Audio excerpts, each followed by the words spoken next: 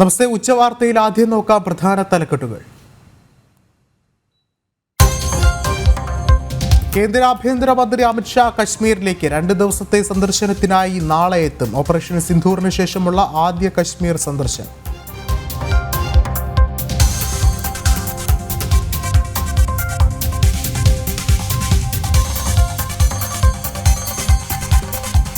വീർ സവർക്കറെ അനുസ്മരിച്ച് പ്രധാനമന്ത്രി നരേന്ദ്രമോദി. സ്വാതന്ത്ര്യ സമരത്തിലെ സവർക്കറുടെ ധീരതയും പോരാട്ടവും രാജ്യത്തിന് മറക്കാനാവില്ല.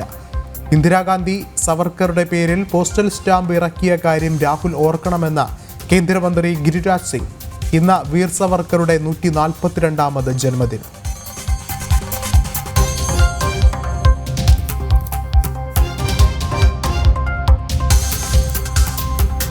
വനവാസി യുവാവിനെ കെട്ടിയിട്ട് മർദ്ദിച്ച കേസിൽ ശക്തമായ നടപടി വേണമെന്ന ഹിന്ദു ഐക്യവേദി. നടന്നത് മധുവിന് നേരെയുണ്ടായ സമാനമായ ആക്രമണം. കേസ് തേച്ചുമാച്ചു കളയാൻ ശ്രമമെന്നും KP ശശികല ടീച്ചർ ജനം TVയോട്. കേസിൽ 2 പേർ അറസ്റ്റിൽ.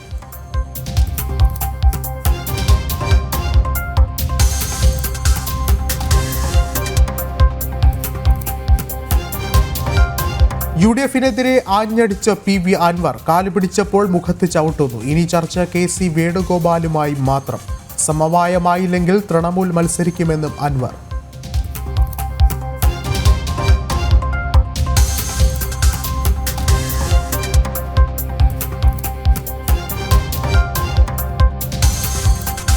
പെരുവന്നൂരിലെ ഇടതുകൊള്ള തുറന്നു കാട്ടാൻ BJP. രാഷ്ട്രീയ വിശദീകരണ യോഗം വൈകിട്ട്. മുഖം രക്ഷിക്കാൻ പ്രതിഷേധ മാർച്ചുമായി CPM.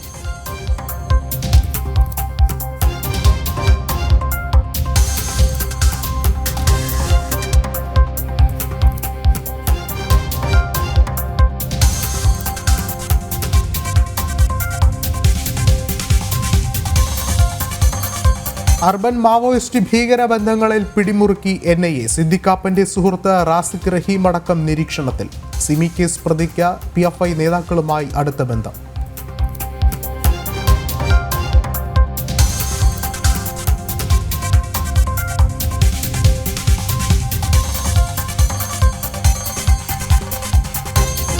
കേരളമാകെ പെരുമഴക്കാലം. 3 മാസത്തിനിടെ 71% അധിക മഴ. ഇന്നും എല്ലാ ജില്ലകളിലും മഴ മുന്നറിയിപ്പ്. പെയ്തു തുടർന്നാൽ പ്രളയ സാധ്യത. ജാഗ്രതാ നിർദ്ദേശം.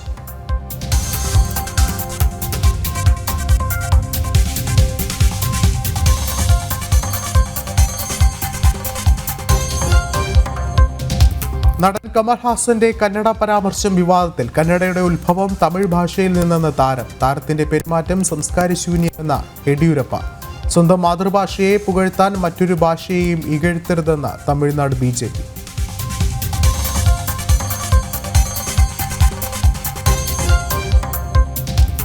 വിദേശ വിദ്യാർത്ഥികൾക്ക് അമേരിക്കയുടെ കടുത്ത പ്രഹരം. വിസ ഇന്റർവ്യൂകൾ നിർത്തിവെക്കണമെന്ന് ട്രംപ്. നിലവിൽ ഇന്റർവ്യൂ അപ്പോയിന്റ്മെന്റുകൾ ലഭിച്ചവരെ ബാധിക്കില്ല.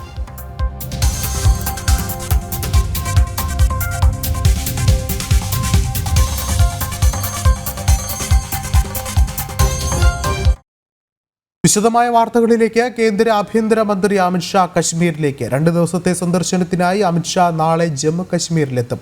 ഓപ്പറേഷൻ സിന്ധൂറിന് ശേഷമുള്ള അമിത്ഷായുടെ ആദ്യ കശ്മീർ സന്ദർശനമാണിത്. ഓപ്പറേഷൻ സിന്ധൂറിന് ശേഷമുള്ള ആഭ്യന്തരമന്ത്രി അമിത്ഷായുടെ ആദ്യ ജമ്മു കശ്മീർ സന്ദർശനമാണിത്. പാകിസ്ഥാന്റെ ആക്രമണത്തിൽ ആളുകൾ കൊല്ലപ്പെടുകയും നാശനഷ്ടമുണ്ടാവുകയും ചെയ്ത പൂഞ്ച്, നൌഷേര തുടങ്ങിയ അതിർത്തി പ്രദേശങ്ങൾ ആഭ്യന്തരമന്ത്രി സന്ദർശിക്കും. ശ്രീനഗറിൽ ഉന്നതതല യോഗവും അമിത്ഷാ വിളിച്ചിട്ടുണ്ട്. ജമ്മു കാശ്മീരിൽ നടക്കുന്ന ഭീകരവിരുദ്ധ ഓപ്പറേഷനുകൾ ആഭ്യന്തരമന്ത്രി നേരിട്ട് വിലയിരുത്തും. കഴിഞ്ഞ മാസം പഹൽഗാമിൽ ഭീകരാക്രമണം ഉണ്ടായതിന് പിന്നാലെ അമിത്ഷാ നേരിട്ട് സ്ഥലത്തെത്തിയിരുന്നു. ജനം, ഡൽഹി. വീർ സവർക്കറെ അനുസ്മരിച്ച് പ്രധാനമന്ത്രി നരേന്ദ്രമോദി. രാജ്യത്തിനായി ജീവിച്ച നേതാവാണ് സവർക്കർ. വികസിത ഭാരതത്തിലേക്കുള്ള വഴികാട്ടിയാണ് അദ്ദേഹത്തിന്റെ ത്യാഗങ്ങളെന്നും പ്രധാനമന്ത്രി കൂട്ടിച്ചേർത്തു. വീർ സവർക്കറുടെ 142ാമത് ജന്മദിനമാണ് ഇന്ന്. രാജ്യത്തിനായി പോരാടിയ മഹത് വ്യക്തിത്വത്തെ അപമാനിക്കുന്ന കോൺഗ്രസിനെയും രാഹുലിനെയും കേന്ദ്രമന്ത്രി ഗിരിരാജ് സിംഗ് രൂക്ഷമായ ഭാഷയിൽ വിമർശിച്ചു. സവർക്കറുടെ പേരിൽ പോസ്റ്റൽ സ്റ്റാമ്പ് പുറത്തിറക്കിയ ആളാണ് രാഹുലിന്റെ മുത്തശ്ശി ഇന്ദിരയെന്ന് അദ്ദേഹം ചൂണ്ടിക്കാട്ടി. സവർക്കർ ജയന്തി വിപുലമായാണ് രാഷ്ട്രം ആചരിച്ചത്. സ്വാതന്ത്ര്യ സമരത്തിലെ വിനായക് ദാമോദർ സവർക്കറുടെ സംഭാവനകൾ പുതുതലമുറയ്ക്ക് പ്രചോദനമാണെന്ന് പ്രധാനമന്ത്രി നരേന്ദ്രമോദി എക്സിൽ കുറിച്ചു. ഭാരതമാതാവിന്റെ ധീരനായ പുത്രനാണ് സവർക്കർ. അദ്ദേഹം വിഭാവനം ചെയ്ത ആശയങ്ങൾ വികസിത ഭാരതത്തിന് വഴികാട്ടിയാണെന്നും പ്രധാനമന്ത്രി അനുസ്മരിച്ചു. അതേസമയം ലോക്സഭാ പ്രതിപക്ഷ നേതാവ് രാഹുൽ ഗാന്ധിയെ കടന്നാക്രമിച്ച് കേന്ദ്രമന്ത്രി ഗിരിരാജ് സിംഗ് രംഗത്തെത്തി. വിനായക് ദാമോദർ സവർക്കറോടുള്ള ആദരസൂചകമായി ഇന്ദിരാഗാന്ധി സ്റ്റാമ്പ് പുറത്തിറക്കിയ ചരിത്രം രാഹുലിനെ ഓർമ്മപ്പെടുത്തിയായിരുന്നു ഗിരിരാജ് സിംഗിന്റെ വിമർശനം. ചരിത്രബോധം ഇല്ലാത്തവരാണ് സവർക്കറെ അധിക്ഷേപിക്കുന്നതെന്നും ഗിരിരാജ് സിംഗ് പ്രതികരിച്ചു. രാഹുൽ ഗാന്ധി और कांग्रेसियों को कहना चाहता हूं, आप भले गाली दे दो, लेकिन तुम्हारी दादी जी ने 70 के दशक में उन्हें सम्मानित करने का काम किया, डाक टिकट जारी किया. इसलिए मैं कहूंगा, अगर सावरकर को आप शमशान बैराग की तरह वैराग्य मन में आ सकता है, तो आज राष्ट्र की कल्पना और वीर सावरकर के बीच जब बोल रहे थे सुनील जी, आप जिए और कभी राष्ट्र को मरने ना दें, जो खतरा है जिसकी ओर इन्होंने इंगित किया है. ജനം, ഡൽഹി. പാലക്കാട് അട്ടപ്പാടിയിൽ വനവാസി യുവാവിനെ നഗ്നനാക്കി കെട്ടിയിട്ട് മർദ്ദിച്ച സംഭവത്തിൽ ശക്തമായ നടപടി വേണമെന്ന് ഹിന്ദു ഐക്യവേദി മുഖ്യ രക്ഷാധികാരി KP ശശികല ടീച്ചർ. മധുവിന് നേരെയുണ്ടായ സമാനമായ ആക്രമണമാണ് ഷിജുവിന് നേരെയും ഉണ്ടായത്. കേസ് തയ്ച്ചുമാച്ചു കളയാനാണ് ശ്രമം. 19കാരൻ ലഹരി ഉപയോഗിച്ചിട്ടുണ്ടെങ്കിൽ അതിനുത്തരവാദി സർക്കാരാണ്. വനവാസി സമൂഹത്തിന് നേരെയുള്ള കയ്യേറ്റമാണിതെന്നും മാതൃകാപരമായ നടപടികൾ പ്രതികൾക്കെതിരെ സ്വീകരിക്കണമെന്നും ഹിന്ദു ഐക്യവേദി ആവശ്യപ്പെട്ടു. മദ്യത്തിനും മയക്കുമരുന്നിനും അടിമപ്പെട്ടവരെ തല്ലിക്കൊന്ന് നേരെയാക്കാൻ ഈ നാട്ടിൽ ആർക്കും അധികാരം കൊടുത്തിട്ടില്ല. അതുകൊണ്ട് വളരെ ഈ കേസ് ലാഘവത്തോടെ ആക്കാൻ വേണ്ടിയാണ് ആള് ഡ്രഗ് അഡിക്റ്റ് ആണെന്നും അല്ലെങ്കിൽ ആള് ന്യൂയിസൻസ് ആണെന്നും ഒക്കെ പറഞ്ഞ് പ്രചരിപ്പിക്കുന്നത്. ഇത് എന്ത് തന്നെയാണെങ്കിലും ആണോ അല്ലയോ നമുക്കറിയുന്ന കാര്യമില്ല. ഇത് എന്ത് തന്നെയാണെങ്കിലും കെട്ടിയിട്ട് മർദ്ദിക്കാനുള്ള അധികാരം ആർക്കുമില്ല. ആദിവാസികൾക്കെതിരെയുള്ള പീഡനങ്ങൾ തടയാനുള്ള നിയമം ഉപയോഗിച്ചുകൊണ്ട് അട്രോസിറ്റീസ് ആക്ട് ഉപയോഗിച്ചുകൊണ്ട് ശക്തമായ വിധത്തിൽ തന്നെ പ്രതികൾക്കെതിരെ നടപടിയെടുക്കണം. FIR പ്രതികളുടെ പേര് പോലും ഇല്ല എന്നാണ് മനസ്സിലാക്കുന്നത്. അപ്പോൾ ഇത്ര കൃത്യമായി കെട്ടിയിട്ട് ആരാണോ കെട്ടിയിട്ട് തല്ലിയവർ തന്നെ പ്രചരിപ്പിച്ചിട്ടും എന്തുകൊണ്ട് FIR പേരില്ലാതെ ഒന്നും നമുക്കറിയില്ല. അപ്പോൾ ഈ കേസ് തേച്ചു മായ്ച്ച് കളയാനാണ് പരിപാടി. ഇതൊരിക്കലും അംഗീകരിക്കാൻ സാധിക്കില്ല. അതിശക്തമായ വിധത്തിൽ തന്നെ ഇവിടെ ഞങ്ങൾക്ക് പ്രതികരിച്ചേ മതിയാകുള്ളൂ. സംസ്ഥാനത്ത് കനത്ത മഴ തുടരുമെന്ന് കാലാവസ്ഥാ നിരീക്ഷണ കേന്ദ്രം. 2 ജില്ലകളിലാണ് റെഡ് അലർട്ടുള്ളത്. കോഴിക്കോട്, വയനാട് ജില്ലകളിലാണ് അതിതീവ്ര മഴ മുന്നറിയിപ്പ്. ഇന്ന് 9 ജില്ലകളിൽ ഓറഞ്ച് അലർട്ടും മറ്റ് 3 ജില്ലകളിൽ യെല്ലോ അലർട്ടുമാണ്. പത്തനംതിട്ട, കോട്ടയം, എറണാകുളം, ഇടുക്കി, തൃശൂർ, പാലക്കാട്, മലപ്പുറം, കണ്ണൂർ, കാസർഗോഡ് ജില്ലകളിലാണ് ഓറഞ്ച് അലർട്ട്. തിരുവനന്തപുരം, കൊല്ലം, ആലപ്പുഴ ജില്ലകളിൽ യെല്ലോ അലർട്ടാണ്. നാളെ പത്തനംതിട്ട, ഇടുക്കി, കണ്ണൂർ, കാസർഗോഡ് ജില്ലകളിൽ റെഡ് അലർട്ട് പ്രഖ്യാപിച്ചു. മറ്റെല്ലാ ജില്ലകളിലും ഓറഞ്ച് അലർട്ടും നൽകിയിട്ടുണ്ട്. വെള്ളിയാഴ്ച 6 ജില്ലകളിൽ റെഡ് അലർട്ടും മറ്റ് ജില്ലകളിൽ ഓറഞ്ച് അലർട്ടുമായിരിക്കും. അറബിക്കടലിൽ ചരക്ക് കപ്പൽ തകർന്ന് കണ്ടെയ്നറുകൾ തീരത്തടിഞ്ഞതിൽ തുടർ നടപടികൾ സംബന്ധിച്ച് നിയമോപദേശം തേടി സംസ്ഥാന സർക്കാർ. അഡ്വക്കേറ്റ് ജനറലിനോടാണ് നിയമോപദേശം തേടിയിട്ടുള്ളത്. കൂടുതൽ വിവരങ്ങളുമായി രേഷ്മ ബാബു ചേർന്നുണ്ട്. രേഷ്മ, മറ്റു വിവരങ്ങൾ എന്തൊക്കെയാണ് ഇപ്പോൾ പുറത്തുവരുന്നത്? വിഷ്ണു, കൊച്ചി തീരത്ത് MSC എൽസാത്രി എന്ന കപ്പൽ തകർന്ന് അതോടൊപ്പം തന്നെ അതിന്റെ കണ്ടെയ്നറുകൾ വിവിധ തീരങ്ങളിൽ അടിഞ്ഞ സംഭവത്തിലാണ് ഇപ്പോൾ സംസ്ഥാന സർക്കാർ അഡ്വക്കേറ്റ് ജനറലിനോട് നിയമോപദേശം തേടിയിട്ടുള്ളത്. ഈ കപ്പൽ തകർന്ന സംഭവത്തിൽ ഏത് വിധത്തിൽ എന്തെല്ലാം തുടർ നടപടികൾ സ്വീകരിക്കാം എന്ന കാര്യത്തിലാണ് നിയമോപദേശം ചോദിച്ചിട്ടുള്ളത്. ഇക്കാര്യത്തിൽ AGയുടെ മറുപടി ലഭിച്ച ശേഷമായിരിക്കും അത് സംബന്ധിച്ചുള്ള കാര്യങ്ങളിൽ ഒരു നീക്കുപോക്ക് സംസ്ഥാന സർക്കാരിന്റെ ഭാഗത്തു നിന്നും ഉണ്ടാകുക. സ്വാഭാവികമായിട്ടും അന്താരാഷ്ട്ര ഉടമ്പടികൾ പ്രകാരവും രാജ്യാന്തര നിയമപ്രകാരവുമാണ് ഈ വിഷയം കൈകാര്യം ചെയ്യേണ്ടത്. കേന്ദ്ര സർക്കാരിനായിരിക്കും കൂടുതലായിട്ട് നടപടികൾ സ്വീകരിക്കാൻ സാധിക്കുക. പക്ഷേ ഇക്കാര്യത്തിൽ സംസ്ഥാന സർക്കാരിന് എന്ത് നിലപാട് കേന്ദ്രത്തെ അറിയിക്കാനാകും? ഇത് സംബന്ധിച്ചുള്ള ഒരു സംശയ നിവാരണത്തിന് വേണ്ടിയിട്ടാണ് നിയമോപദേശം തേടിയിട്ടുള്ളത്. ഇക്കാര്യത്തിൽ അടുത്ത ദിവസങ്ങളിൽ തന്നെ അഡ്വക്കേറ്റ് ജനറൽ സംസ്ഥാന സർക്കാരിന് മറുപടി അയക്കുമെന്നാണ് അറിയാൻ സാധിക്കുന്നത്. നമുക്കറിയാം, കൊല്ലം, ആലപ്പുഴ, അതോടൊപ്പം തന്നെ തിരുവനന്തപുരം ഉൾപ്പെടെയുള്ള തീരദേശ മേഖലകളിലാണ് ഈ പറയുന്ന കണ്ടെയ്നറുകൾ പലതും അടിഞ്ഞിട്ടുള്ളത്. കണ്ടെത്തിയിട്ടുള്ളത് രാസവസ്തുക്കൾ അടങ്ങിയ കണ്ടെയ്നറുകൾ ഉണ്ടായിരുന്നു, കാലിയായിട്ടുള്ള കണ്ടെയ്നറുകൾ ഉണ്ടായിരുന്നു. അതുകൊണ്ട് തന്നെ അപകട ഭീഷണി ഏറെയുള്ള ഈ കണ്ടെയ്നറുകൾ ഏത് വിധത്തിലാണ് നിയമപരമായിട്ട് ഇതുമായി ബന്ധപ്പെട്ട് ഈ കപ്പലിന്റെ കമ്പനി, അതായത് മെഡിറ്ററേനിയൻ ഷിപ്പിംഗ് കമ്പനിക്കെതിരെ നിയമ നടപടി സ്വീകരിക്കാനാകുക? എന്തായാലും കേന്ദ്ര സർക്കാരിനാണ് ഇക്കാര്യത്തിൽ കൂടുതൽ നടപടികൾ സ്വീകരിക്കാൻ സാധിക്കുക. അത് സംബന്ധിച്ചുള്ള സമ്മർദ്ദം ചെലുത്താനായിട്ട് സംസ്ഥാന സർക്കാരിന് എങ്ങനെ സാധിക്കും? ഇക്കാര്യത്തിലാണ് AGയുടെ ഔദ്യോഗികമായിട്ട് തന്നെ സർക്കാർ അധികൃതർ നിലവിൽ നിയമോപദേശം തേടിയിട്ടുള്ളത്. വിഷ്ണു. ശരി, രേഷ്മയാണ് വിവരങ്ങൾ നൽകിയത്. തൃശൂർ അഴീക്കോട് കടപ്പുറത്ത് ചാക്കുകളും ടിന്നുകളും അടിഞ്ഞു. കൊച്ചിയിൽ അപകടത്തിൽപ്പെട്ട ചരക്ക് കപ്പലിലെ കണ്ടെയ്നറിനുള്ളിലെ വസ്തുക്കളെന്നാണ് സംശയം. 3 ചാക്കുകളിലായി തേയിലയും പാൽപ്പൊടി ടിന്നുമാണ് ഇന്നലെ കണ്ടെത്തിയത്. ഇന്ന് രാവിലെ പെയിന്റ് ബക്കറ്റും കണ്ടെടുത്തിരുന്നു.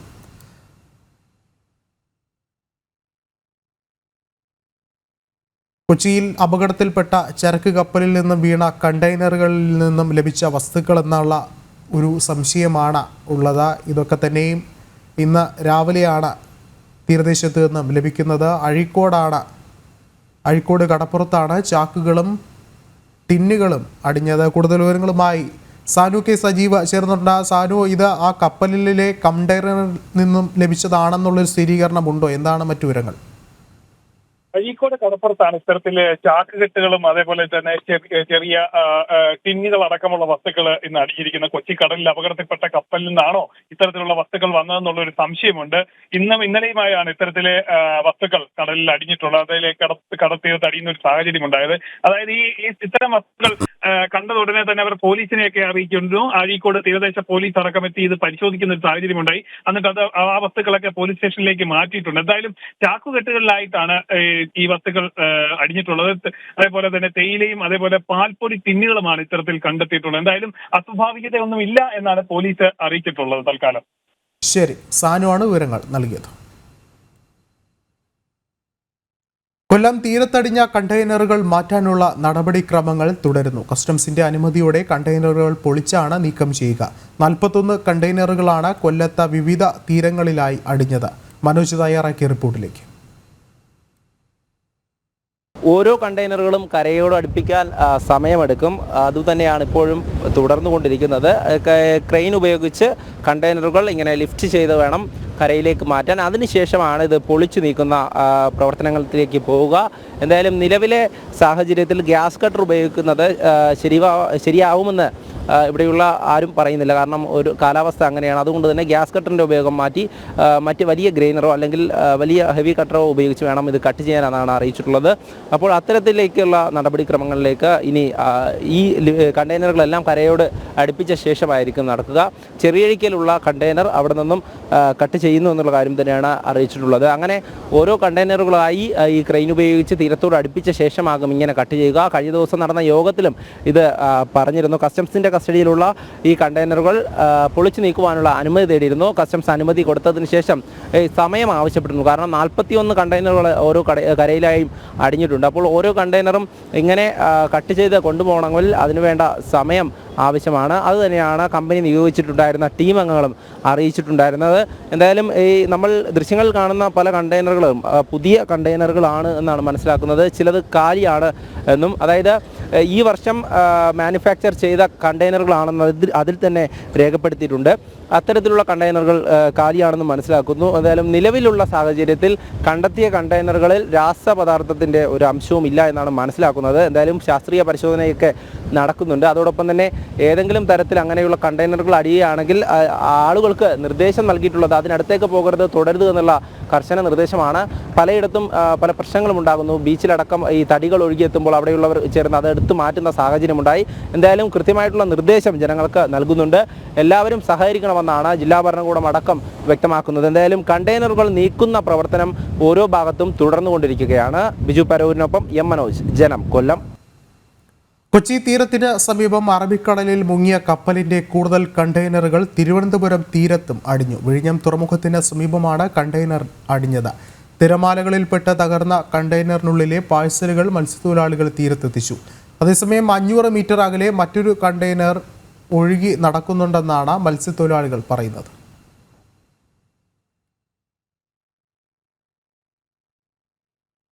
UDF-നെതിരെ ആഞ്ഞടിച്ച നിലമ്പൂർ മുൻ MLA PV അൻവർ രംഗത്ത്. കാല് പിടിച്ചപ്പോൾ മുഖത്ത് ചവിട്ടുകയാണ് UDF ചെയ്തത്. VD സതീശൻ ചെളിവാരിയെറിഞ്ഞു. വസ്ത്രാക്ഷേപം നടത്തി തെരുവിലിറക്കി ഇപ്പോൾ ദയാവധത്തിന് വിട്ടിരിക്കുകയാണ്. KC വേണുഗോപാലുമായുള്ള ചർച്ചയിൽ സമവായമായില്ലെങ്കിൽ തൃണമൂൽ സ്ഥാനാർത്ഥിയായി മത്സരിക്കുമെന്ന് PV അൻവർ പറയുന്നു. കാല് പിടിക്കുമ്പോൾ മുഖത്ത് ചവിട്ടുക എന്ന് പറഞ്ഞില്ലേ, അപ്പം ഞാൻ ഈ കാല് പിടിക്കാനില്ല. ഞാൻ ഈ കാല് പിടിച്ചിരുന്ന കേരളത്തിലെ ജനങ്ങൾക്ക് വേണ്ടിയാണ്. ഇന്നലെ എന്താ ചെയ്തത്? വസ്ത്രാക്ഷേപം നടത്തി തെരുവിൽ വിട്ട് എൻ്റെ മുഖത്തേക്ക് ചളിവാരി എറിയണം. നിങ്ങൾ കാണുന്നുണ്ടല്ലോ എല്ലാം. ഇന്നലെ അദ്ദേഹത്തിൻ്റെ തീരുമാനം എന്താ? എന്നെ ദയാവധത്തിന് വിട്ടിരിക്കുകയാണ്. ദയാവധം. എന്ത് തെറ്റാ ഞാൻ ചെയ്തത്? അതും കൂടെ ഒന്ന് വിശദീകരിക്കണ്ടേ? UDF-ൽ എടുത്തില്ലെങ്കിൽ മാത്രമല്ല, KC-യുമായി സംസാരിച്ചതിന് ശേഷം ബഹുമാനപ്പെട്ട KC എന്ത് തീരുമാനമെടുക്കുന്നു? ഞങ്ങളോട് നീതി പുലർത്തുകയാണെങ്കിൽ, അതല്ല ചൊറി പിടിച്ച അൻവറിനെ വേണ്ട എന്നാണ് അവരുടെ തീരുമാനമെങ്കിൽ, ഞാൻ ജനങ്ങളിലേക്ക് ഇറങ്ങും, ജനങ്ങളോട് പറയും. സ്ഥാനാർത്ഥി ഉണ്ടാവും, മത്സരിക്കും. മമതാ ബാനർജി വരും, അവരുടെ മന്ത്രിമാർ വരും, അവരുടെ MP-മാർ വരും. പൊളിറ്റിക്സ് പച്ചയായിട്ട് നമ്മൾ പറയും, ജനങ്ങളുമായി സംവദിക്കും. ഒരു തർക്ക കാര്യത്തിലില്ല. നിലമ്പൂരിൽ BDJS മത്സരിക്കുന്ന കാര്യത്തിൽ തീരുമാനം NDA യോഗത്തിന് ശേഷമെന്ന NDA കൺവീനർ തുഷാർ വെള്ളാപ്പള്ളി. 2 ദിവസത്തിനകം NDA യോഗം നടക്കും. തദ്ദേശ തെരഞ്ഞെടുപ്പിൽ ശ്രദ്ധ കേന്ദ്രീകരിക്കണമെന്ന അഭിപ്രായമാണ് BDJS-നുള്ളത്. നിലമ്പൂരിൽ ശക്തമായ ത്രികോണ മത്സരത്തിനാണ് സാധ്യതയെന്നും തുഷാർ വെള്ളാപ്പള്ളി പറഞ്ഞു. ഇതിനെക്കുറിച്ചൊക്കെ ഒരു ഫൈനൽ തീരുമാനം ഉണ്ടാകണമെന്നുണ്ടെങ്കിൽ NDA മീറ്റിംഗ് നടക്കണം. അത് 1-2 ദിവസത്തിനുള്ളിൽ തന്നെ NDA മീറ്റിംഗ് ഉണ്ടാവും. അതിനുശേഷമാണ് ഒരു ധാരണ ഉണ്ടാകുക. അതിനുശേഷം ആരായിരിക്കും സ്ഥാനാർത്ഥി, എന്തായിരിക്കും എന്നുള്ളത് അപ്പോൾ തീരുമാനിക്കും. എല്ലാവരും പഞ്ചായത്ത് ഇലക്ഷനായിട്ട് ബന്ധപ്പെട്ട് നിൽക്കുകയാണ്. അപ്പോൾ അതുകൊണ്ട് പരമാവധി സമയം അതിലേക്ക് ചിലവാക്കണം എന്നുള്ളതാണ് ഒരു വിഭാഗം, ഞങ്ങളുടെ കൂടുതലുള്ള ആളുകൾ അഭിപ്രായപ്പെടുന്നത്. ത്രികോണ മത്സരം ശക്തമായ ഉണ്ടാകും, ഒരു മത്സരം ഉണ്ടായെന്ന കാര്യം തർക്കമൊന്നുമില്ല. കൂടുതൽ വിവരങ്ങളുമായി അരുൺ ആലത്തൂർ ചേരുന്നുണ്ട്. അരുൺ, നിലമ്പൂരിൽ അംഗം മുറുകുകയാണ്. ഇനി അറിയേണ്ടത് NDA-യുടെ നീക്കങ്ങളെ സംബന്ധിച്ചുള്ള കാര്യങ്ങൾ തന്നെയാണ്. ഇപ്പോൾ അതിൽ BDJS-ൽ ചില നീക്കങ്ങൾ കൂടി ഉണ്ടാകുന്നു എന്നറിയാൻ സാധിക്കുന്നു. എന്താണ് മറ്റു വിവരങ്ങൾ? തീർച്ചയായിട്ടും നിലമ്പൂരിൽ ഇനി NDA സ്ഥാനാർത്ഥി ആരായിരിക്കും എന്നുള്ള ഒരു ആകാംക്ഷ തന്നെയാണുള്ളത്. ഏതായാലും NDA ആദ്യം ഈ മത്സരരംഗത്ത് BJP ഇത്തരത്തിലൊരു തിരഞ്ഞെടുപ്പ് അതൊരു അനാവശ്യമായി വരുത്തി വെച്ചതാണ് എന്നുള്ള ഒരു നിലപാട് BJP-യുടെ സംസ്ഥാന അധ്യക്ഷനായ രാജീവ് ചന്ദ്രശേഖർ തന്നെ നേരത്തെ വ്യക്തമാക്കുകയുണ്ടായി. ഏതായാലും മത്സരരംഗത്ത് ഈ BDJS ആയിരിക്കുമോ അതല്ലെങ്കിൽ ഏതെങ്കിലും സ്വതന്ത്രനായിരിക്കുമോ രംഗത്തിറങ്ങുക എന്നുള്ള ഒരു ചോദ്യവും നേരത്തെ ഉയർന്നിരുന്നു. ഏതായാലും BDJS സ്ഥാനാർത്ഥിയെ രംഗത്തിറക്കും എന്നുള്ളതാണ് നിലവിൽ ലഭിക്കുന്ന ഒരു സൂചനകൾ. കാരണം BDJS-നെ സംബന്ധിച്ചിടത്തോളം നിലമ്പൂരിൽ വലിയ രീതിയിൽ വോട്ട് സമാഹരിക്കാൻ മുൻപ് കഴിഞ്ഞിട്ടുണ്ട്. അതുകൊണ്ട് തന്നെ BDJS വീണ്ടും മത്സര രംഗത്തേക്ക് ഇറങ്ങുമ്പോൾ അത് ശക്തമായ ഒരു ത്രികോണ മത്സരത്തിലേക്ക് വഴിവെക്കും എന്നുള്ളതാണ് BDJS-ന്റെ കൺവീനർ, സംസ്ഥാന അധ്യക്ഷനും അതുപോലെ തന്നെ NDA കൺവീനർ കൂടെയായ തുഷാർ വെള്ളാപ്പള്ളി വ്യക്തമാക്കിയത്. 2 ദിവസത്തിനകം ഇക്കാര്യത്തിൽ ഒരു തീരുമാനം ഉണ്ടാവും എന്നുള്ളതാണ് തുഷാർ വെള്ളാപ്പള്ളി പറയുന്നത്. NDA-യുടെ യോഗത്തിന് ശേഷമായിരിക്കും ഇത് സംബന്ധിച്ച കാര്യങ്ങളിൽ ഒരു കൃത്യമായ മറുപടി പറയാൻ കഴിയുകയുള്ളൂ എന്നും അദ്ദേഹം വ്യക്തമാക്കുകയുണ്ടായി എന്നുള്ളതാണ്. അതേസമയം തന്നെ ഇടതുപക്ഷത്തിന്റെ സ്ഥാനാർത്ഥി 2 ദിവസത്തിനകം ഏകദേശം വെള്ളിയാഴ്ച ഇടതുപക്ഷ സ്ഥാനാർത്ഥി ആരാണ് എന്ന കാര്യത്തിലും ഒരു വ്യക്തതയുണ്ടാവും. പാർട്ടി ചിഹ്നത്തിൽ മത്സരിക്കുകയാണെങ്കിൽ സ്വരാജിന്റെ പേര് വലിയ രീതിയിൽ ഉയർന്ന് കേൾക്കുന്നുണ്ട്. ഒപ്പം തന്നെ സ്വതന്ത്രരായിട്ട് ചിലരെയും രംഗത്തിറക്കാനുള്ള ഒരു പ്ലാനുകൾ അത് ഇടതു പാളയത്തിൽ ഉണ്ട് എന്നുള്ളതാണ്. ഏതായാലും ഇടതുപക്ഷത്തിന്റെയും അതുപോലെ തന്നെ NDA-യുടെയും സ്ഥാനാർത്ഥികൾ ഉടൻ തന്നെ ഉണ്ടാവും എന്നുള്ളതാണ് നിലവിൽ ലഭിക്കുന്ന വിവരം. അതേസമയം തന്നെ ഈ UDF-ഉം അൻവറുമായിട്ടുള്ള പ്രശ്നങ്ങൾ അതിങ്ങനെ തുടർന്നുകൊണ്ടിരിക്കുന്ന ഒരു സാഹചര്യം തന്നെയാണുള്ളത്. അൻവർ ആണെങ്കിൽ അവസാനവട്ട വിലപേശൽ നടത്തിക്കൊണ്ടിരിക്കുകയാണ്. മുന്നണിയിൽ ഏതു വിധേനയും പ്രവേശിക്കാനുള്ള ഒരു തത്രപ്പാടിലാണ് അൻവർ. അത് KC വേണുഗോപാലിനെ കൂടി അവസാനമായി ഒരു നോക്കു കണ്ട് ഏതെങ്കിലും തരത്തിൽ മുന്നണി പ്രവേശനം ലഭ്യമാവുമോ എന്നുള്ളതിന്റെ സാധ്യത തേടുകയാണ് അൻവർ ഒരു വശത്ത്. അതേസമയം തന്നെ കോൺഗ്രസ് ആണെങ്കിൽ അല്ലെങ്കിൽ UDF-ലെ മറ്റ് ഘടകകക്ഷികളാണെങ്കിലും ഒക്കെ അൻവറിനെ മുന്നണിയിലേക്ക് എടുക്കണമോ എന്നുള്ള കാര്യത്തിൽ 2 അഭിപ്രായത്തിൽ നിൽക്കുന്ന ഒരു സ്ഥിതിയുമാണ് നിലവിലുള്ളത്. ശരി, അരുണാണ് വിവരങ്ങൾ നൽകിയത്. മുഖ്യമന്ത്രിയുടെ സോഷ്യൽ മീഡിയ ടീമിന് ഉപകരണങ്ങൾ വാങ്ങാനും ലക്ഷങ്ങൾ ചെലവഴിച്ച് സർക്കാർ. സാങ്കേതിക ഉപകരണങ്ങൾ വാങ്ങുന്നതിനായി 3 വർഷത്തിനിടെ 23 ലക്ഷത്തോളം രൂപയാണ് ചെലവിട്ടത്. സോഷ്യൽ മീഡിയ സംഘത്തിന് ശമ്പളം നൽകാൻ 2.3 കോടി രൂപ ചെലവാക്കിയതിന് പുറമെയാണ് ഇത്. നവമാധ്യമ പരസ്യങ്ങൾക്കായി സർക്കാർ ലക്ഷങ്ങൾ ദൂർത്തടിച്ച വാർത്തയും ജനം TV നൽകിയിരുന്നു. മുഖ്യമന്ത്രിയുടെ നവമാധ്യമ ഇടപെടലുകളും പ്രചാരണവും കൊഴുപ്പിക്കാൻ 2022 മെയ് 16 പ്രത്യേക സോഷ്യൽ മീഡിയ ടീമിനെ രൂപീകരിക്കുന്നത്. ടീമിന്റെ പ്രവർത്തനത്തിന് ഉപകരണങ്ങൾ വാങ്ങിയ വകയിൽ 3 വർഷത്തിനിടെ സർക്കാർ ചെലവഴിച്ചത് 23 ലക്ഷം രൂപ.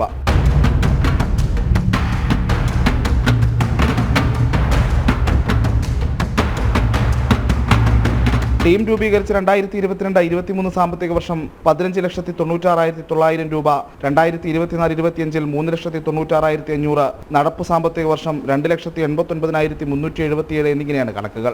മുഖ്യമന്ത്രിയുടെ വെബ്സൈറ്റും സോഷ്യൽ മീഡിയ ഹാൻഡിലുകളും പരിപാലിക്കാൻ നിയോഗിക്കപ്പെട്ട പ്രത്യേക സംഘത്തിന് ശമ്പളം നൽകാൻ സർക്കാർ ചെലവിട്ട കോടികളുടെ കണക്കും നേരത്തെ ജനം TV പുറത്തുവിട്ടിരുന്നു. കമ്പ്യൂട്ടർ അസിസ്റ്റന്റ് മുതൽ ടീം ലീഡർ വരെയുള്ള 12 അംഗ സംഘത്തിനായി സർക്കാർ നാളിതുവരെ ചെലവഴിച്ചത് 2,30,62,460 രൂപയാണ്. ഇതിന് പിന്നാലെ സോഷ്യൽ മീഡിയ ടീമിന് സാങ്കേതിക ഉപകരണങ്ങൾ വാങ്ങിയതിന്റെ ചെലവുകളും പുറത്തുവരുന്നത്.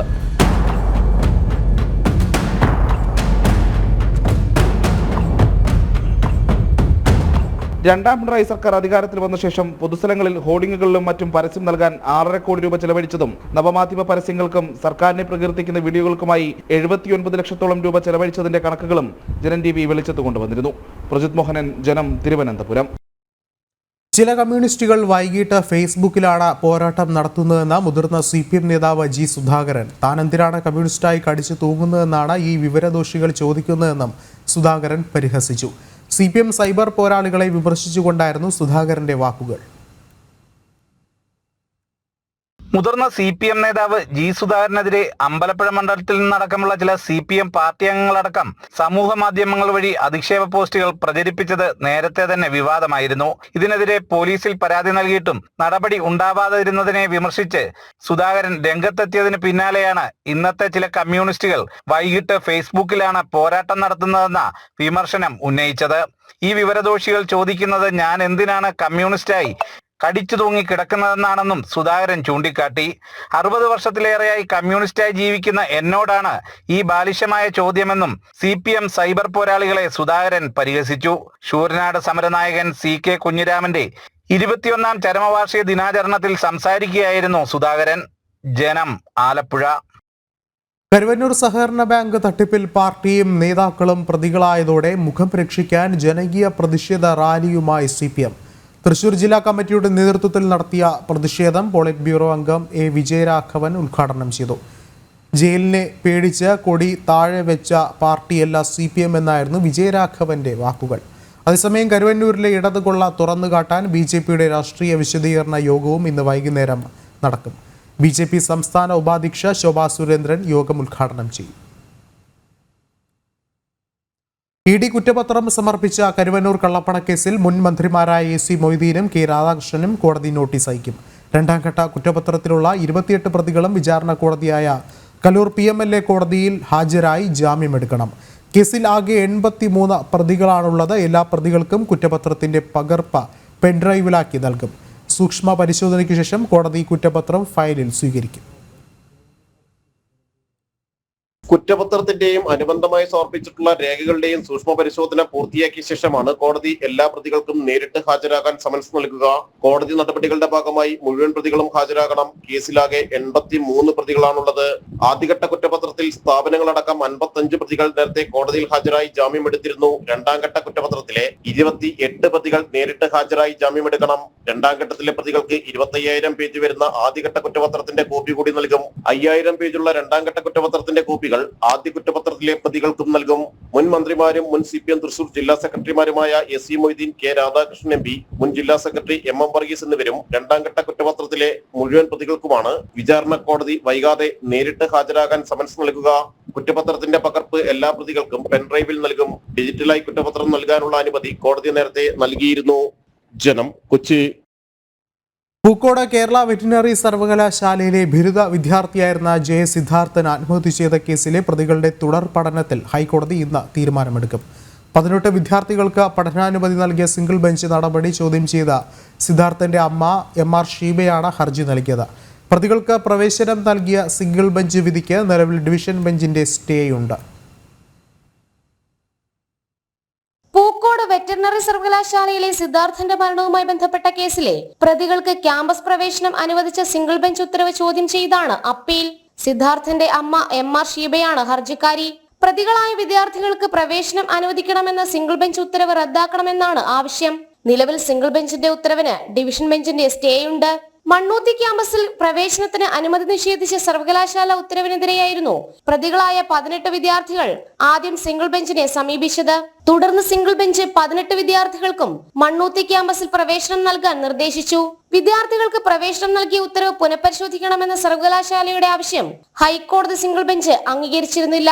ഇതിന് പിന്നാലെയാണ് MR ഷീബ സിംഗിൾ ബെഞ്ച് ഉത്തരവിനെതിരെ അപ്പീലുമായി ഡിവിഷൻ ബെഞ്ചിനെ സമീപിച്ചതും 18 വിദ്യാർത്ഥികളുടെ പ്രവേശന നടപടികൾ തടഞ്ഞതും. പ്രവേശന നടപടികൾ താൽക്കാലികമായി തടഞ്ഞതോടെ പ്രതികളായ 18 വിദ്യാർത്ഥികൾക്കും മണ്ണൂത്തി ക്യാമ്പസിൽ പ്രവേശിക്കുന്നതിന് വിലക്കുണ്ട്. ജനം, കൊച്ചി. സംസ്ഥയിൽ വീണ്ടും പൊട്ടിത്തെറി. ലീഗ് അനുകൂല പക്ഷക്കാരും ലീഗ് വിരുദ്ധ പക്ഷക്കാരും തമ്മിലുള്ള അഭിപ്രായ ഭിന്നത പ്രത്യക്ഷമായ പൊട്ടിത്തെറിയിലേക്ക് നീങ്ങുകയാണ്. ജമിയത്തുൽ മുല്ലമിൻ പ്രസിഡന്റ് സ്ഥാനത്ത് ലീഗ് അനുകൂല നേതാവായിരുന്ന ബഹാവുദ്ദീൻ നദ്വിയെ മാറ്റി ആ സ്ഥാനത്തേക്ക് ലീഗ് വിരുദ്ധ നേതാവ് വാക്കോട് മൊയ്തീൻകുട്ടി ഫൈസിയെ പരിഗണിച്ചതായാണ് പ്രശ്നങ്ങൾ രൂക്ഷമാകാൻ ഇടയാക്കിയത്. സമസ്തയിലെ ലീഗ് അനുകൂല ലീഗ് വിരുദ്ധർ തമ്മിലുള്ള തർക്കം രൂക്ഷമാകുന്നതിനിടയിലായിരുന്നു ലീഗ് അനുകൂല പക്ഷ നേതാവായിരുന്ന ബഹാവുദ്ദീൻ നദ്വിയെ സമസ്ത ജമയത്തുൽ മുഅല്ലിമീൻ പ്രസിഡന്റ് സ്ഥാനത്ത് നിന്ന് മാറ്റിയത്. ഇതോടെയാണ് സമസ്തയ്ക്കുള്ളിൽ പ്രശ്നങ്ങൾ രൂക്ഷമാകുന്നത്. ലീഗ് അനുകൂല നേതാവിനെ മാറ്റി ആ സ്ഥാനത്തേക്ക് ലീഗ് വിരുദ്ധ നേതാവ് വാക്കോട് മൊയ്തീൻകുട്ടി ഫൈസിയെ പരിഗണിച്ചതിൽ സമസ്തയിലെ ലീഗ് വിരുദ്ധ വിഭാഗം വലിയ അമർഷത്തിലാണ്. അത് പരസ്യ പ്രതികരണത്തിലേക്കും പൊട്ടിത്തെറിയിലേക്കും കടക്കാനാണ് സാധ്യത. സാമുദായിക രംഗത്തും സംഘടനാ രംഗത്തും ഐക്യത്തോടെ മുന്നോട്ടു പോകുന്നതിന് എന്ത് വിട്ടുവീഴ്ചയ്ക്കും തയ്യാറാണെന്ന് ലീഗ് വിരുദ്ധ പക്ഷക്കാരായ ഉമ്മർ ഫൈസി ഉൾപ്പെടെയുള്ള നേതാക്കൾ അറിയിച്ചിരുന്നെങ്കിലും സമസ്തയിലെ ലീഗ് അനുകൂല വിഭാഗവുമായുള്ള പ്രശ്നങ്ങൾ പരിഹരിക്കുന്നതിലേക്ക് കാര്യങ്ങൾ നീങ്ങിയിരുന്നില്ല. സംഘടനാ രംഗത്ത് നിലനിൽക്കുന്ന പ്രശ്നങ്ങൾ പരിഹരിക്കാൻ നേതാക്കൾ ശ്രമം തുടരുന്നതിനിടയിലാണ് ലീഗ് അനുകൂല വിഭാഗവും ലീഗ് വിരുദ്ധ വിഭാഗവും തമ്മിൽ വീണ്ടും പ്രശ്നങ്ങൾ രൂക്ഷമാകുന്നത്. ജനം, കോഴിക്കോട്. കേന്ദ്ര മന്ത്രിസഭാ യോഗത്തിന് മുന്നോടിയായി ആഭ്യന്തരമന്ത്രി അമിത്ഷാ പ്രധാനമന്ത്രി നരേന്ദ്രമോദിയുടെ ഔദ്യോഗിക വസതിയിലെത്തി.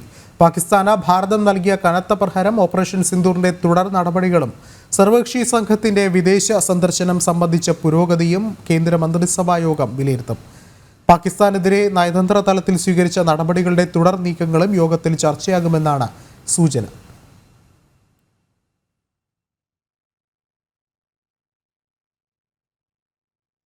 നടൻ കമൽ ഹാസന്റെ കന്നഡ പരാമർശം വിവാദത്തിൽ. തമിഴ് ഭാഷയിൽ നിന്നാണ് കന്നഡയുടെ ഉത്ഭവം എന്ന പരാമർശമാണ് വിവാദങ്ങൾക്ക് തിരികൊളുത്തിയത്. കന്നഡ ഭാഷയെ അപമാനിച്ചെന്നും താരത്തിന്റെ പെരുമാറ്റം സംസ്കാരമില്ലാത്തതാണെന്നും കർണാടക BJP അധ്യക്ഷൻ വിജയേന്ദ്ര യെഡിയൂരപ്പ പറഞ്ഞു. സ്വന്തം മാതൃഭാഷയെ പുകഴ്ത്താനായി മറ്റൊരു ഭാഷയെയും ഇകഴ്ത്തരുതെന്ന് തമിഴ്നാട് BJP ഉപാധ്യക്ഷൻ നാരായണൻ ത്രിമൂർത്തി പറഞ്ഞു. സംഭവത്തിൽ വിശദീകരണം നൽകണമെന്നും അദ്ദേഹം ആവശ്യപ്പെട്ടു. One should know what he is talking. That too, a sensitive issue like languages, particularly because language is life, language is mother. So you cannot belittle a language just to to praise your own language. I am a Tamilan, and I am very proud that I am a Tamilan, and also my language is the best. But the same will apply to everyone and every state. So from where Kamal Haasan had understood that Kannada is born from Tamil. Even Mahakavi Bharatiyar, the great poet, has very clearly said that both Kannada and Tamil are sisters.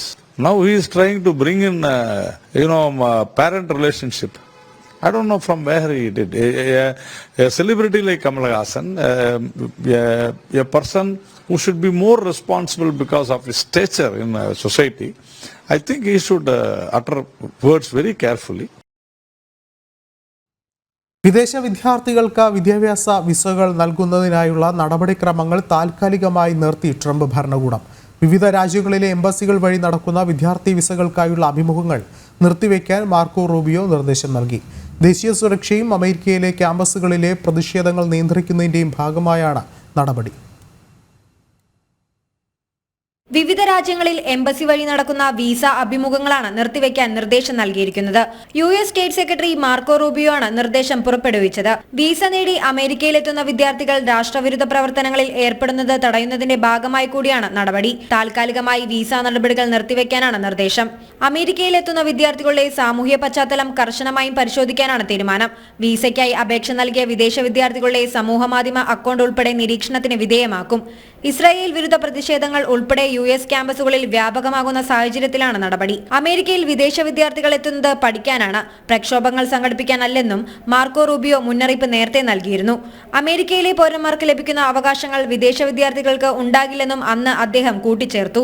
കൃത്യമായ ഹാജർ നിലവാരമില്ലെങ്കിൽ പുറത്താക്കൽ നടപടി ഉൾപ്പെടെ സ്വീകരിക്കുമെന്ന മുന്നറിയിപ്പും വിസയ്ക്ക് ശ്രമിക്കുന്ന വിദ്യാർത്ഥികൾക്കുള്ള മുന്നറിയിപ്പിൽ പറയുന്നു. സർവകലാശാലകൾ പ്രതിഷേധ കേന്ദ്രങ്ങളാക്കുന്നതിനുള്ള നീക്കങ്ങളെ ശക്തമായി തടയുകയാണ് നടപടിയുടെ ലക്ഷ്യം. ഇന്റർനാഷണൽ ഡെസ്ക്, ജനം.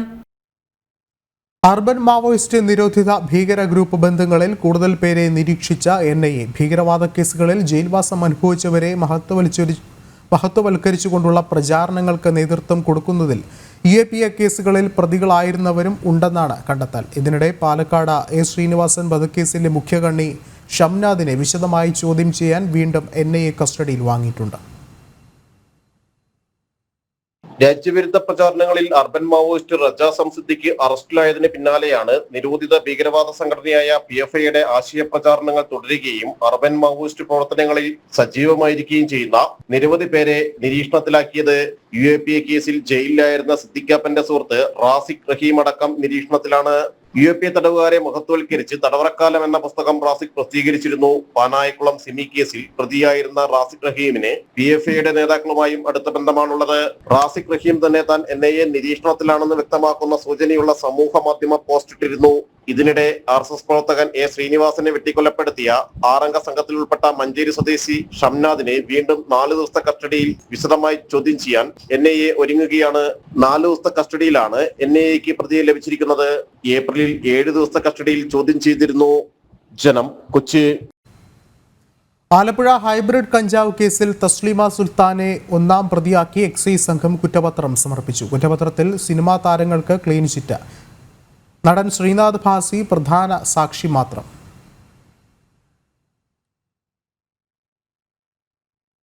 കോഴിക്കോട് കൊടുവള്ളിയിൽ യുവാവിനെ തട്ടിക്കൊണ്ടുപോയ മുഖ്യ പ്രതികളെ പിടികൂടാനാകാതെ പോലീസ്. താമരശ്ശേരി DYSP അന്വേഷണം ഏറ്റെടുത്ത് ഒരാഴ്ച കഴിഞ്ഞിട്ടും പ്രതികൾ ഒളിവിൽ തന്നെയാണ്. പ്രതികൾക്കായി പോലീസ് ലുക്കൌട്ട് നോട്ടീസും പുറത്തിറക്കിയിരുന്നു. കൊടുവള്ളി സ്വദേശി അന്നൂസ് റോഷനെ വീട്ടിൽ നിന്നും തട്ടിക്കൊണ്ടുപോയ കേസിലാണ് പ്രധാന പ്രതികളെ ഇനിയും കണ്ടെത്താൻ സാധിക്കാത്തത്. 3 പേരെ കൊടുവള്ളി പോലീസ് അറസ്റ്റ് ചെയ്തിരുന്നുവെങ്കിലും ഇവർ സംഭവത്തിൽ നേരിട്ട് ഉൾപ്പെട്ടവരായിരുന്നില്ലെന്നാണ് കണ്ടെത്തൽ. തട്ടിക്കൊണ്ടുപോകൽ ആസൂത്രണം ചെയ്ത മുഖ്യപ്രതികൾ ഇപ്പോഴും ഒളിവിലാണ്. ഇവർക്കായി ലുക്കൌട്ട് നോട്ടീസ് പുറപ്പെടുവിച്ചിരുന്നെങ്കിലും സൂചനകളൊന്നും അന്വേഷണ സംഘത്തിന് ലഭിച്ചിരുന്നില്ല. കൊടുവള്ളി പോലീസിൽ നിന്നും താമരശ്ശേരി DYSPക്ക് അന്വേഷണ ചുമതല കൈമാറിയെങ്കിലും നടപടികൾ ഇഴഞ്ഞു നീങ്ങുകയാണെന്നാണ് വിമർശനം. ഹവാല പണമിടപാട് സംഘമാണ് തട്ടിക്കൊണ്ടുപോകലിന് പിന്നിലെന്നാണ് പ്രാഥമിക നിഗമനം. കൊടുവള്ളി കേന്ദ്രീകരിച്ചുള്ള സ്വർണ്ണക്കടത്ത് സംഘത്തിന്റെ പങ്കും അന്വേഷണ സംഘം തള്ളിക്കളയുന്നില്ല.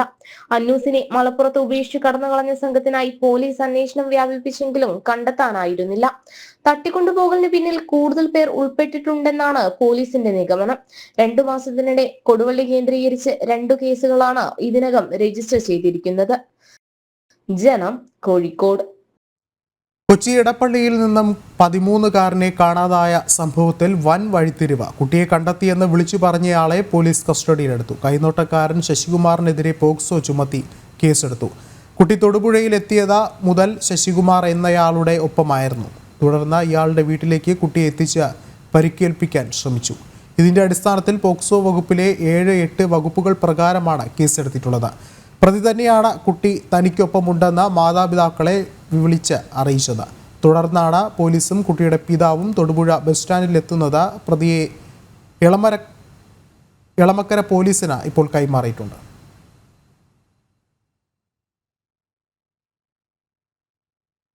കരുവന്നൂർ സഹകരണ ബാങ്ക് തട്ടിപ്പിൽ പാർട്ടിയും നേതാക്കളും പ്രതികളായതോടെ മുഖം രക്ഷിക്കാൻ ജനകീയ പ്രതിഷേധ റാലിയുമായി CPM. തൃശൂർ ജില്ലാ കമ്മിറ്റിയുടെ നേതൃത്വത്തിൽ നടത്തിയ പ്രതിഷേധം പോളിറ്റ് ബ്യൂറോ അംഗം എ വിജയരാഘവൻ ഉദ്ഘാടനം ചെയ്തു. ജയിലിനെ പേടിച്ച് കൊടി താഴെ വെച്ച പാർട്ടിയല്ല CPM എന്നായിരുന്നു വിജയരാഘവന്റെ വാക്കുകൾ. അതേസമയം കരുവന്നൂരിലെ ഇടത് കൊള്ള തുറന്നുകാട്ടാൻ BJPയുടെ രാഷ്ട്രീയ വിശദീകരണ യോഗവും ഇന്ന് വൈകുന്നേരം നടക്കും. BJP സംസ്ഥാന ഉപാധ്യക്ഷ ശോഭാ സുരേന്ദ്രൻ ഉദ്ഘാടനം ചെയ്യും. സാനു കെ സജീവ ചേർന്നുണ്ട വിവരങ്ങളുമായി. സാനു, മുഖം രക്ഷിക്കാനാണ് CPMന്റെ ശ്രമം. അതിനായി പ്രതിഷേധ മാർച്ച് ഉൾപ്പെടെയുള്ളവ നടത്തുന്നുണ്ട്. എന്നിരുന്നാൽ കൂടിയും EDയുടെ കുരുക്കിൽ പെട്ട CPM കനത്ത പ്രതിരോധത്തിൽ തന്നെയാണുള്ളത്. കരുവന്നൂർ ബാങ്ക് തട്ടിപ്പിൽ CPMലെ മുതിർന്ന നേതാക്കളടക്കം പ്രതികളാകുന്ന സാഹചര്യം തന്നെയാണുള്ളത്. എന്നിരുന്നാൽ കൂടിയും ഇനി എത്രത്തോളം ന്യായീകരണം പുറത്തിറക്കിയാലും CPM പ്രതിരോധത്തിൽ തന്നെയല്ലേ?